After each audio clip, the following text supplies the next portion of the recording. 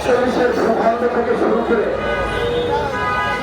একটি ষড়যন্ত্রকারী সংগঠন ৪৭-এ না বলেছিল, ৫২-তে না বলেছিল, ৭১-এ না বলেছিল,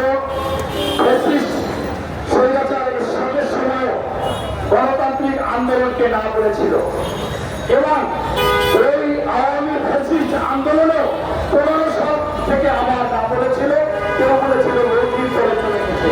সেই সংগঠনটি হচ্ছে জামাত ইসলামী বাংলাদেশ। ইসলাম লাগায়, অথচ তাদের হিন্দু শাখা আছে। কেমনে ইসলাম লাগায় জানি না, সকল কাজ করে ইসলামী।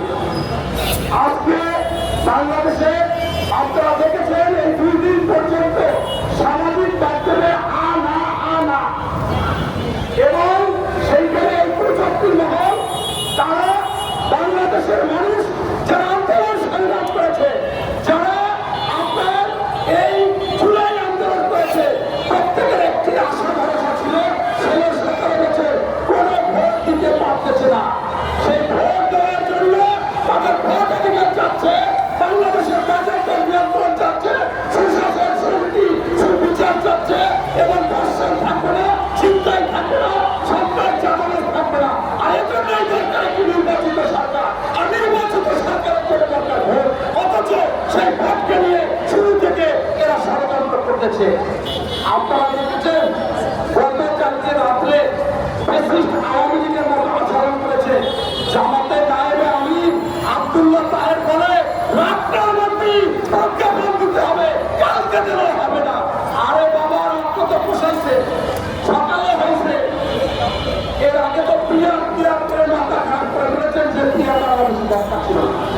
তাই আমি স্পষ্টভাবে বলতে চাই, আপনাদের জনগণ চিনে গেছে, পুজো আসার পরে বাকিটা চিনেছে।